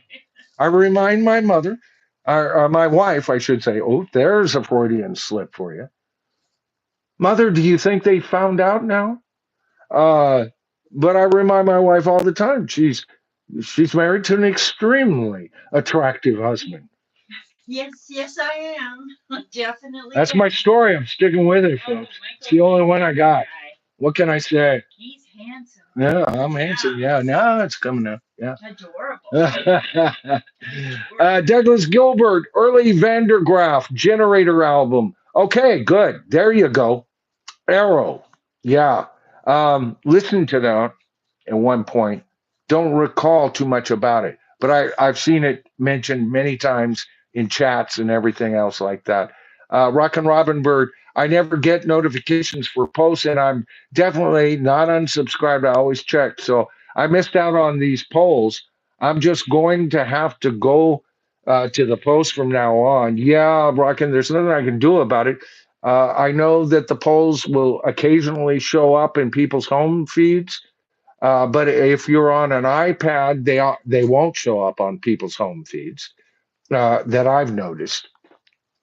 They show up on your phone and in your home. You just go to your home, and that's usually where most of the polls. I don't know as far as showing up on your like Apple TV or actual computer because I'm not running any of those day to day when I'm running my polls. So yeah, always keep check in with the polls every once in a while and all of that. I give you a notification, except that if you're not getting that, then you're not going to get the notification of the poll because it all winds up in the same place. I'm so sorry for that. Let's see. Oberheim, good to see you, Brandon. You have to click on the little drop arrow on the notification bell, and we'll come up with three options of notifications. Yes. People are getting unsubscribed. Yeah. Yeah, and as a matter of fact, people wonder, why what are some of the reasons that people give super thanks? Well, just came out with it. The channel was going through difficult times. We weren't surviving. And I just put it out there that I am focusing my attention on those that were still showing up on the channel. I also hinted that there may be nefarious reasons as to why this was happening, but didn't get too heavily into it. And you guys really have come to the fore. The channel's back up growing, views are back up, but it's something we have to keep going. I've noticed I have to push on all cylinders. And like I said, if you get a chance to get any of those new memberships, you'll see all the videos I'm doing over there. Take a look at all the shorts. As a matter of fact, the channel just reached 1,400 videos. The channel just reached. We were in the 1,300 range yesterday. It clicked over, right? So if you didn't notice that, there's another bit of growth for you. There are over 1,400. I see that. I'm going to grab that in just a second, baby. Thank you so much, Storm. But the channel has over 1,400 videos to nibble on. There's something here for you.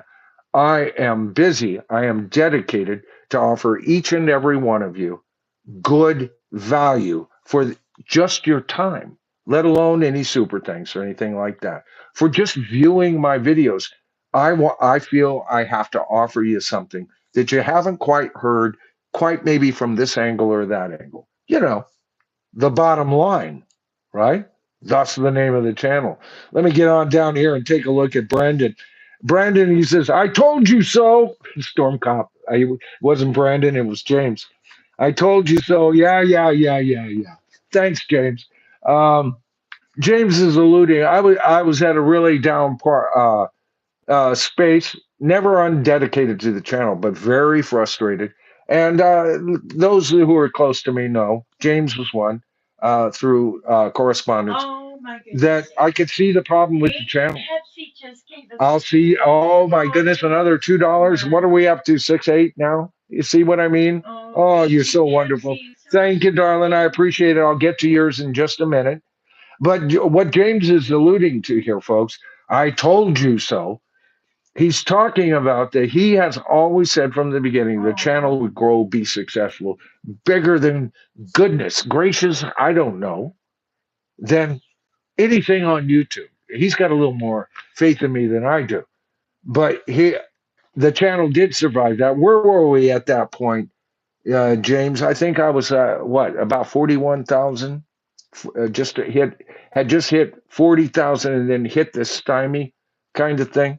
He knows what I'm talking about.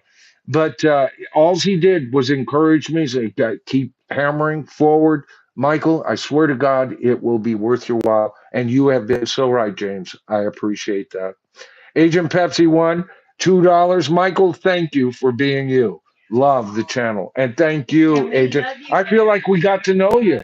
I know you have a slightly older husband, that you're younger than a lot of people who come up on the channel. We have about 15% of you that are in your 30s and 40s, right? And then we've got a larger percentage that are in your 40s and 50s. And then just barely larger percentage of those who are older. So I do have an older crowd, but younger folks are dribbling in all the time, mainly because I don't feel old. All right, I don't feel my age. I never have. I didn't feel my age when I was 14. I felt like I was 109 when I was 14, and I feel, basically the same things that I have. My cognitive factors haven't left. I've been listening to music all along. I don't ultra specify in any specific style of rock and roll. Uh, my knowledge base is very solid when it comes to the Beatles. I can guarantee you that. I have studied the Beatles. Led Zeppelin, my knowledge ain't too bad either. And Pink Floyd, I got a bit of knowledge on them. And less, but still detailed knowledge on dozens of other bands, right? Anything I don't know about, and I feel like I need to make a video or I get turned on to them by somebody. Yeah, no, I never got into them. Yeah, Michael, you ought to try, and we'll see if tonight I got turned on to one of those, right? Then I'll start listening. I ain't dead yet. I haven't listened to my last new band. I don't know about the rest of you. You know, age, it's all like psychedelic music, folks.